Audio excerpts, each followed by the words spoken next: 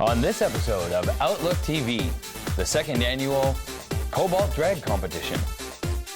A one-on-one interview with porn star Brent Everett.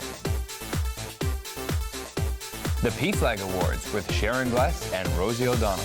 And much, much more. Hello and welcome to Outlook TV. I'm Rebecca Wyman. And I'm Dan Doomshaw. We're here, we're queer, and we are nationwide. Thanks for tuning in. Our team has worked hard this month to bring you some interesting queer stories. We're going to start out with Laura Shaw, who went to the Cobalt in Vancouver. Yeah, the Cobalt has had its second annual drag competition. And this year, they crowned a king. It brings me great pleasure to welcome him to the stage in his first performance post-win. Make some noise for Tranopus Rex and guest Bovine. Oh, hey, Mr. Cobalt 2013. How's it going? Good. How are you? I'm great. What do you have to bring for us tonight? We're gonna do a milkman sketch talking about dairy products and mother's milk, and I think it should be pretty fun. What does it mean to you to win the title of Mr. Cobalt 2013? I think it's fantastic to represent kind of like kings and trans folks on stage. How has drag helped you explore and express gender both on and off stage? I was like 28 and becoming a guy, and I was trying to figure out what that meant. So drag was a way for me to figure out where the glamour and masculinity and femininity and all that kind of stuff fed in. And it's just been really fun.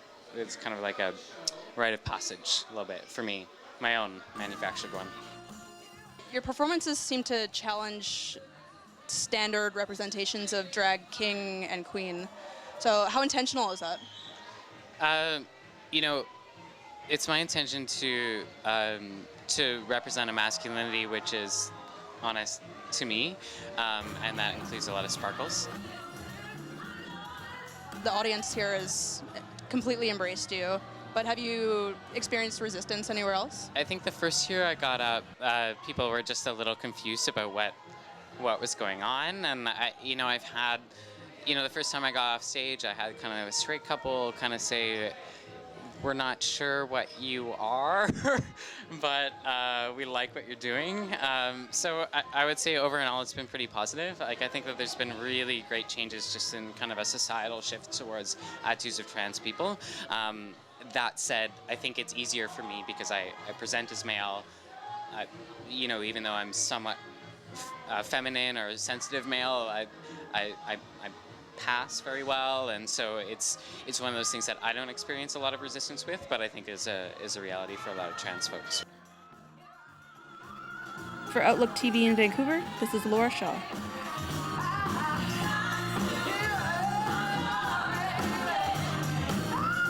And now it's time for our sports section.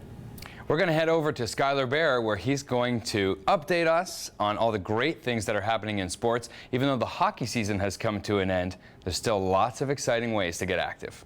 I hope he's wearing shorts, speaking of exciting.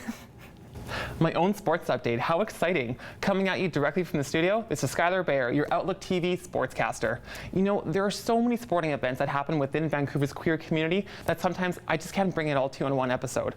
Well, what I've got for you right now is a 1-minute smashdown of all the sporting events that are happening within Vancouver's queer community. What's your guilty pleasure? The one thing you love but are embarrassed to talk about? Well, WESA wants you to bear it all. On Saturday, June 8th, WESA is holding their 26th annual pageant show, which will prove to make you gag on eleganza. With this year being WESA's 35th anniversary at Celebrity's sleek new venue, this is one pageant you'll want to score a home run for. Tickets available at Celebrities. The incredibly ferocious and gay-friendly Elite Canadian Championship Wrestling are having 2 exciting cards coming up that you won't want to miss. On Friday, May 24th, catch the wrestlers battling it out in Sullivan Community Hall in Surrey. Then again, on Saturday, June 8th, here in Vancouver at the Russian Community Centre in Kitsilano. Tickets available for purchase online or right at the door. Who doesn't love playing volleyball on the beach? Starting Sunday, June 2nd, you can join VGVA for their Sunday grass drop-in and have a little fun spiking and serving some balls in the sand while meeting a bunch of great new people. There is no charge to join, and everyone of all skill levels is welcome to come. Just bring your sunscreen and get ready for some fun. For more information, go to vgva.com. And Out for Kicks wants to thank all team members this year for signing up while reaching record numbers with over 250 members this year. That's up from 176 from last year. Wow, that's a big league and a lot of balls. Well, although registration is closed, you can still mark your calendars for August for the Out for Kicks charity tournament, which is open to all aspiring players to sign up for. Check out the Out for Kicks website for further details. Well, that was your sports update for this edition of Outlook TV. In this exclusive private screening, we'll find out what Whispers of Life is all about. Joseph? Hello, I'm Joseph Bossman, and we're here tonight for the exclusive private screening of Whispers of Life here in Vancouver in the beautiful Shangri-La Hotel. Whispers of Life is a magical story about the interdependence and life-changing connection between imagination and survival in the case of Tom, who's our lead in the story, and he's a gay teenager who's considering suicide. Travis Nelson gained his inspiration for his role of Tom from the vision of the producers. Seeing how they wanted to kind of express, how they felt the character would be and kind of what they were portraying, and especially with their vision of the short. Mm-hmm. As you'll see, it's quite special of what they felt what was in Tom's head. So it was kind of understanding what they wanted to express and kind of just go from there and try to relate as personal as possible. What was really important for us was to produce a film that didn't embody a violent or sensationalized or unsafe message for gay youth. Whispers of Life is embedded with a very explicit message of hope and optimism and, the reliance on imagination in terms of surviving challenges. So I think that that's something universal, but is so powerful for film to disseminate. We did focus on a gay teenager, but the problem is obviously a global problem, and it's with, it doesn't have to do with just in the community, but the message that we want to have or that we want to get out there is, for me, communication. And I think that's one of the things, because suicide is such a taboo subject that no one talks about, and there's a shame and the guilt associated with it, where everyone around someone who has committed suicide feels the shame or feels the part of the guilt. So communication is the biggest part, and you'll see if you get to watch it.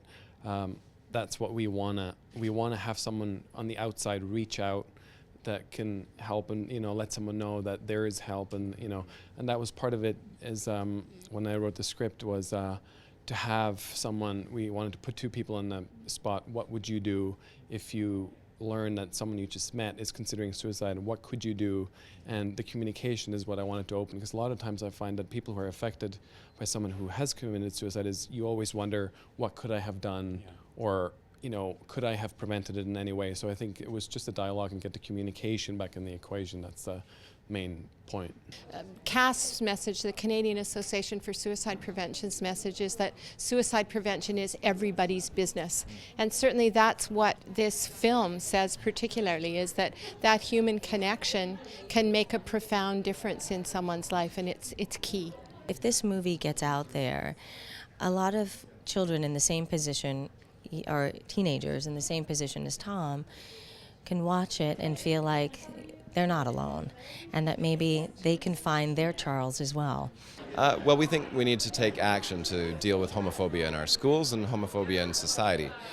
What that means is working with school districts all across the province to ensure that every school district takes action to protect kids who are facing homophobia, transphobia, biphobia, and that kids understand that gay, lesbian, bi, and trans students have a place in our school system and should be celebrated and accepted just like everyone else. And now it is time for us to take a break. More LGBTQ news coming up right after this.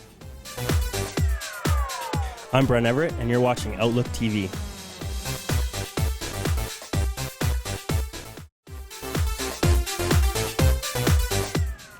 Welcome back.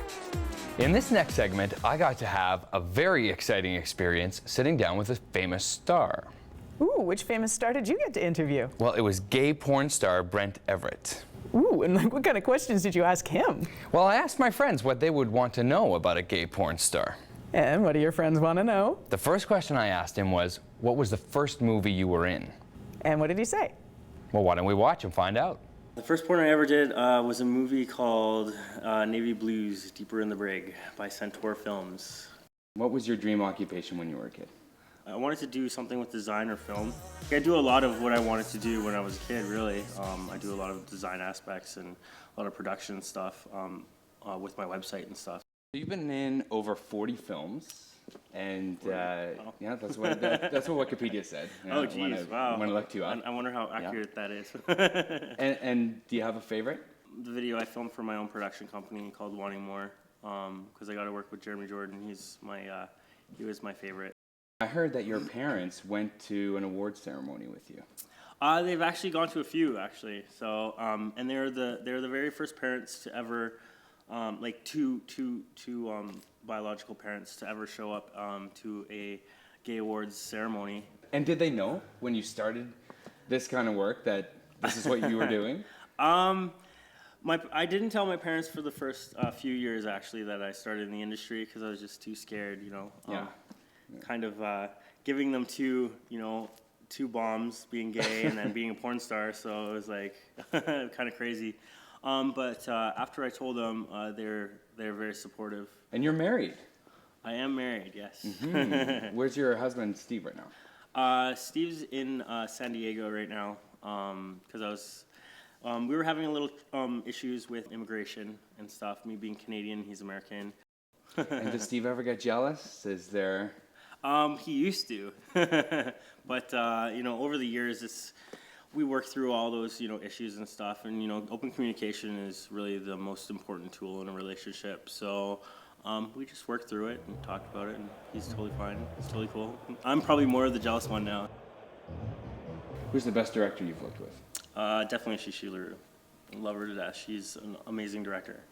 What makes her so good? She's very accommodating, and she just knows what she wants to get for a shot. So she talks through the whole scene like it's just her screaming, just like yeah, that's awesome, blah, blah, blah. And so like you're constantly like it's like you're a pawn basically. I feel like she's just working your body. Like it turns out awesome every time. There are many porn stars out there. Mm-hmm. What's your signature move? What makes you a unique porn star?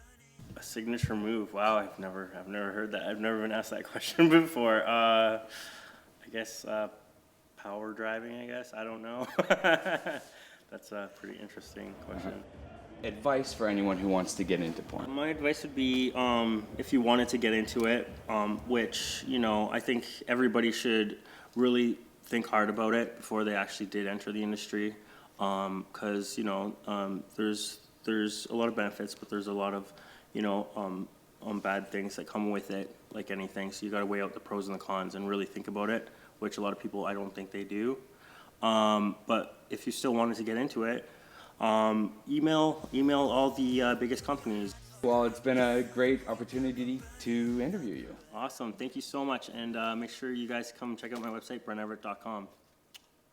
Well, this is a pretty landmark year. There's a lot of great things going on, and it's one place's 30th anniversary.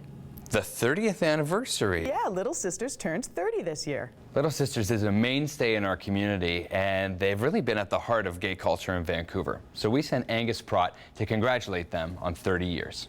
And even though you're 30, you'll always be our little sister. Little Sisters Book and Art Emporium has been a cornerstone of Vancouver's gay community for 3 decades now. They're celebrating a 30-year anniversary, so let's go inside and see what they're doing.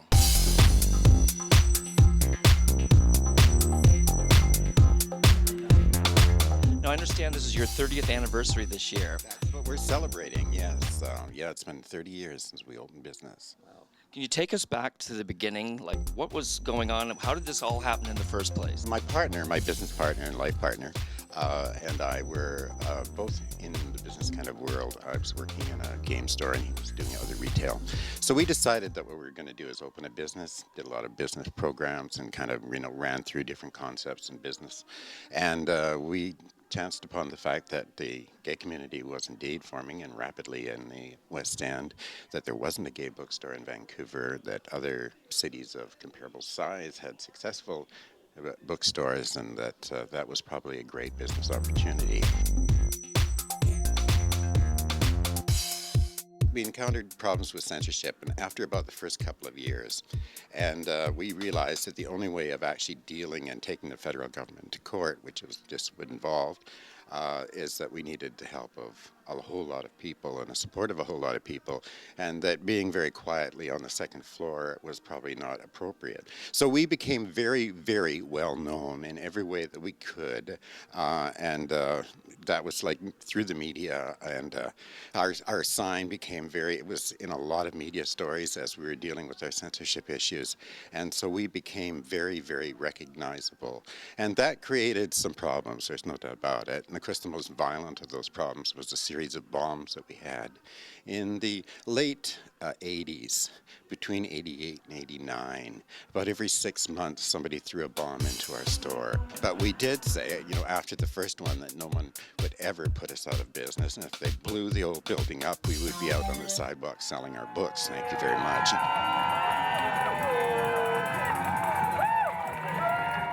Now, I understand there was also a documentary done around the court case, and it was Little Sisters versus Big Brothers. Is that correct? Yes, I think Erilyn Wiseman did, again, the documentary with a ton of other people who were such a huge part of what that was about. And so much of Erilyn has spent a lifetime documenting our community, Forbidden Love, just as kind of a sideline to what that's about. So we're so lucky to have her. From the moment the bookstore started the court case, Erilyn was on the courthouse steps.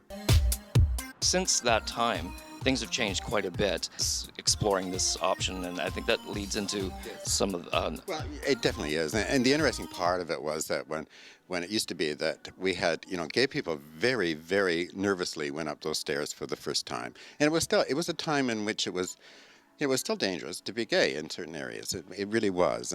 And so people were very nervous. And, you know, many community members have the first story of going up the stairs and going into the gay bookstore for the first time and how they felt and their heart was beating. And we get these stories all the time, and it's fabulous, and I love them. And also, it was cruisy, the stairwell, which I love that too. A lot of men met their later to be husbands in the stairs of Little Sisters. So I think it was important for the community that we were there doing what we were doing in a non-apologetic kind of way. And it's time to take a break. But don't worry, we'll be back with more queer news.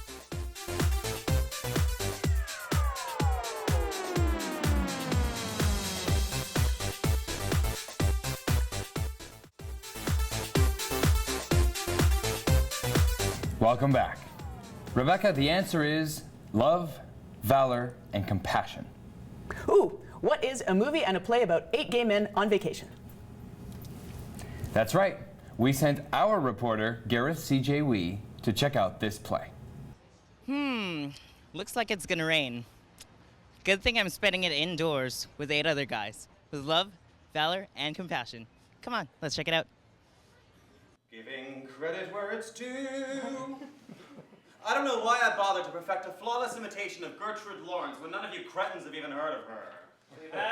Love, Valor, and Compassion is a very successful Broadway play. Could you tell us more about the story? Well, the story for me is about friendship and pure blank. It's in the realm of The Boys in the Band by Mark Crowley, and it's 8 men who go to the country over 3 long weekends in the summer, and all shit hits the fan eventually. So a lot of fun, a lot of laughter, a lot of real life experiences, and just a great night out at the theater. What more can you ask for, really? I wish you could see me. You don't really see me, Bobby. The love there, I'm not kidding. I know. It only happens when I'm alone with you. Did you have any troubles internalizing Gregory's character? At times, yeah, for sure. And I think I'm still growing with it. Yeah, there's things that I've been working through with the character, but it's so fun to sink your teeth into it, you know, and once you feel it, just go, oh yeah, there he is. That's really different from me, but how cool is that to fall into a different character? Come here. Do you believe me? Do you want me to believe? Well, maybe. What has been the best thing about working with Randy in this production? I would say the cast, getting to know the cast, because the story's about friendship and about these people that come together, and especially Ramon, he comes as an outsider and he becomes friends with these people. And And that's been my experience as an actor, just getting to know all these wonderful actors and becoming really good friends with them. Especially because we have some intense scenes, love scenes and fighting scenes. And yeah, I think getting to know them better as people has been fantastic. From the set of Love, Valor, Compassion at the Havana Theatre, this is Garrett C.J. Wee for Outlook TV. And now we're going to bring you a story from Toronto and our reporter Jake. Hey Jake, what's happening out east? Hey, this is Jake. I'm in Toronto outside of Ed Mirvish Theatre for P-Flag's Awards Gala, where they will be honoring Sharon Gless of Queer as Folk for her contribution to the LGBT community. Let's head inside.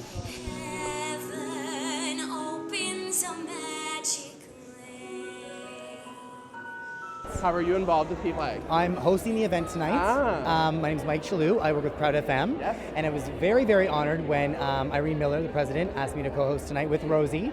So we're very, very excited. Some amazing awards all about diversity. You can't not like P-Flag. I don't care who you are.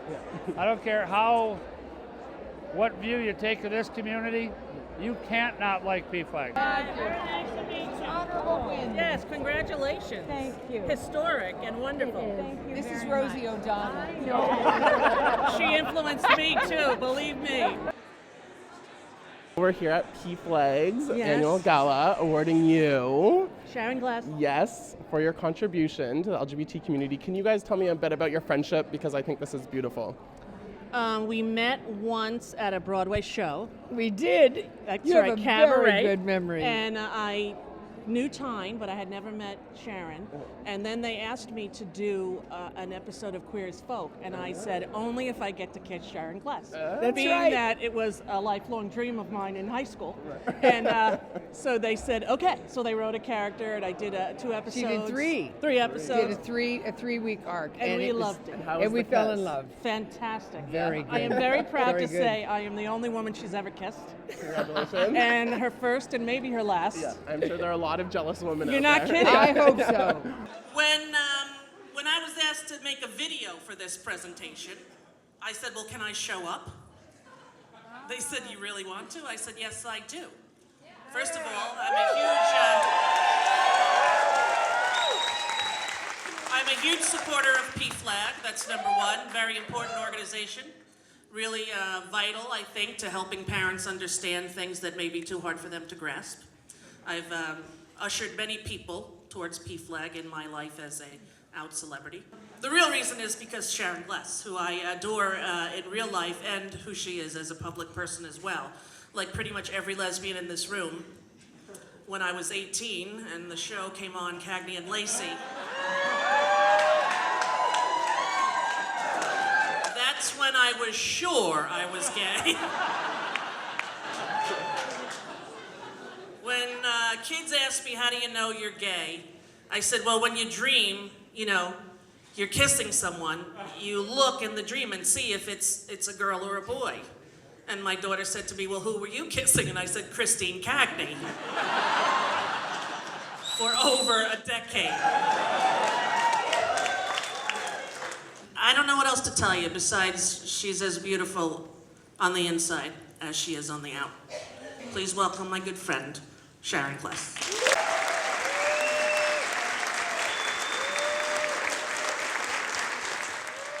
I wanted the role of Debbie Novotny. As soon as I read it, I called Showtime and asked them if they'd give it to me. And they said, sure.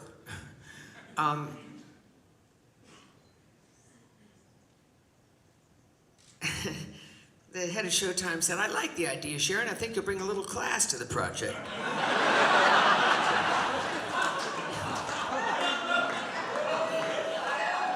And I said, Jerry, class is not what I had in mind.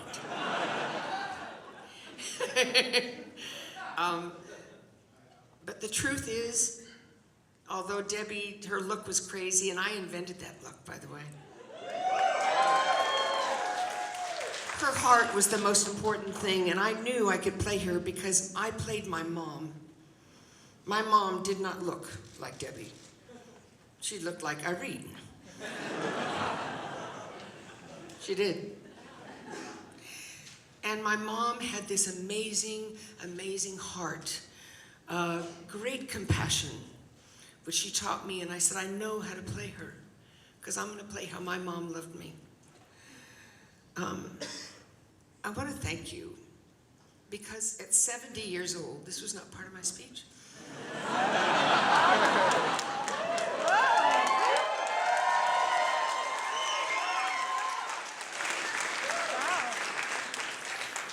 At 70 years old, you have taught me that I can still make a difference.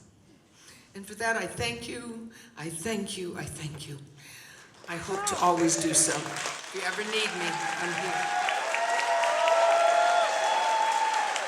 Well, Rebecca and Dan, I had a great night tonight at the PFLAG Gala in Toronto.